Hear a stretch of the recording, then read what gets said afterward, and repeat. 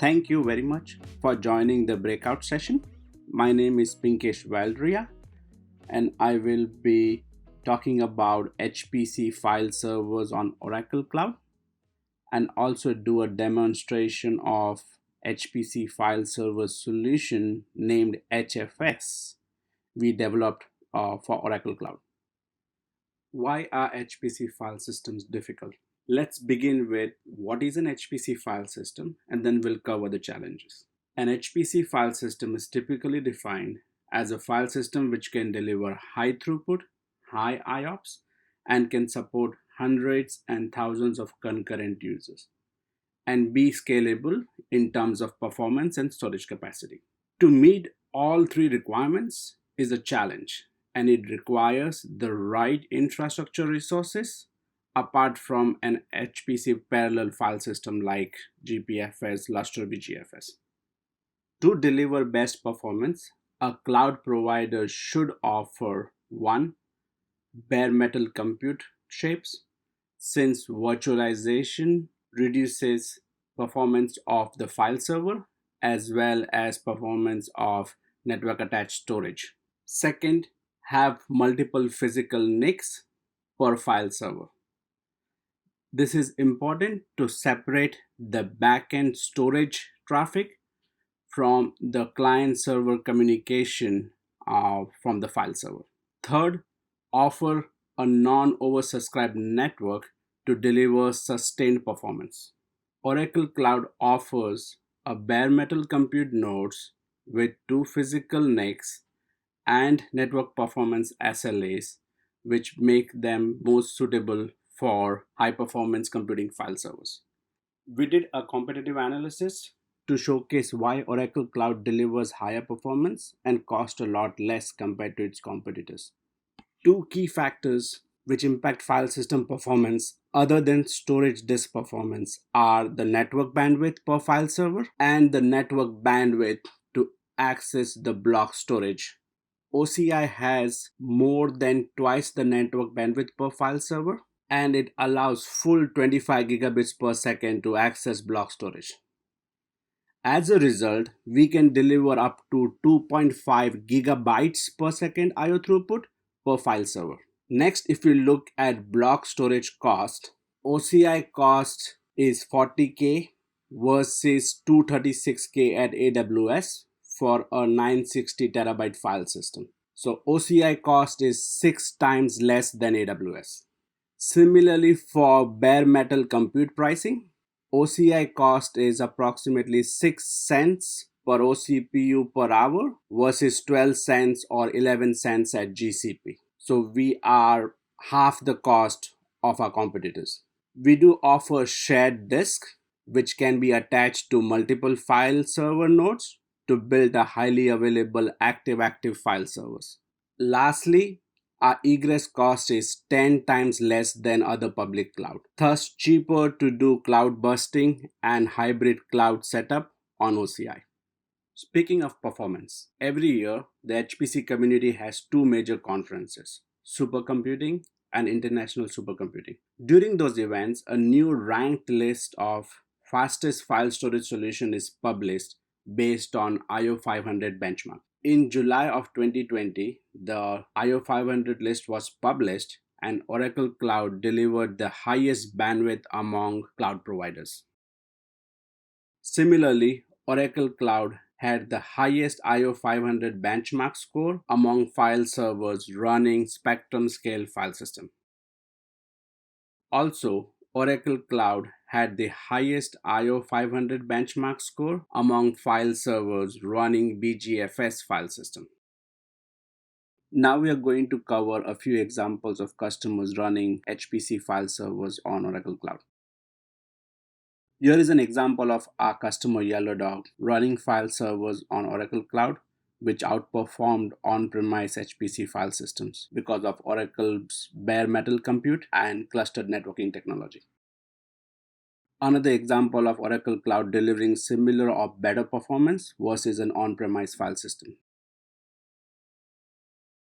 We are going to talk about Oracle Cloud's HPC file server solution named HFS, and we'll also see a demo on it. What is HFS? HFS is a solution that makes it very easy to deploy a variety of industry's best HPC file servers. In just a few clicks, you can deploy a petabyte scale file server with double digit gigabytes per second throughput.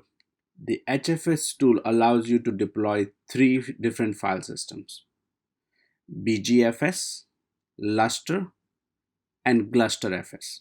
HFS could be deployed from our OCI marketplace, as we will see in the demonstration. For a demo, let's start with Oracle Cloud Marketplace. So I'm at the marketplace now. I'm going to search for HFS. I'm going to select HFS solution. Apart from using HFS solution to make it easy to deploy, we do offer individual marketplace stacks to our customers if they want to do a complex deployment based on their requirements. Also, they can use Terraform templates if that's what they're more comfortable with. All right, so I'm going to go and select Get App. Next, I'm going to select the OCI region to deploy the file system. I'm going to go with Ashburn. So it automatically integrates with our Cloud Console. I'm going to select the latest version and then click Launch. I'm now in my console in the Ashburn region, and I'm going to basically begin by giving it a name. So let's call it HFS. User begins by selecting which file system they want to deploy, whether it's BGFS, Luster, or Gluster. With HFS, we took a customer-centric approach to create file servers instead of technology-centric. We asked whether customer wants to deploy a scratch or a persistent file system, and what types of files will be stored.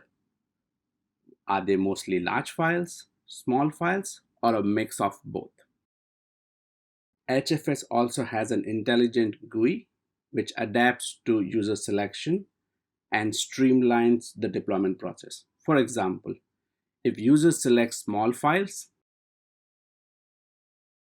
then HFS allows the user to configure the metadata service to suit their needs.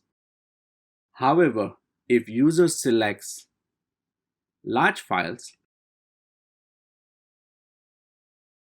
then metadata configuration is hidden and we use predefined settings for metadata nodes. Similarly, if user selects scratch file system, then HFS uses dense IO compute nodes for the file servers, which come with local NVMe SSDs. HFS allows users to scale performance and storage capacity by selecting the file server and storage device configurations. Here you can select what kind of compute node you can use for your file servers and the number of file servers. Similarly, you can select what kind of disk you want to use and what kind of performance on the disk. We offer high performance balance and lower cost disks, the number of disks you want to use, and the size of each of those block volumes. Let's go through the entire flow to build a BGFS persistent file system for large files. Now I'm going to select a public key so that I can basically log into those nodes. I'm going to select 81, which is the one of the availability domain in Ashburn. I'm going to go with creating a new VCN. However, the tool allows you to use an existing VCN if you need to. I'm going to go with bare metal nodes and I'm going to go with 4 nodes. I'm going to select balance performance. Let's say 4 block volumes and they all would be 200 gigabytes or 2 terabytes each.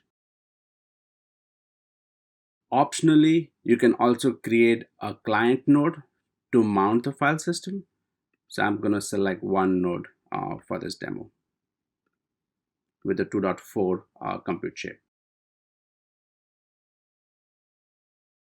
I hit next and then create.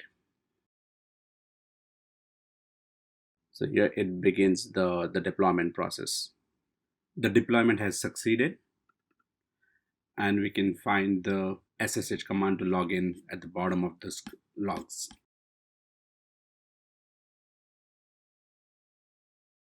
Let's log into the client node to see the mounted file system.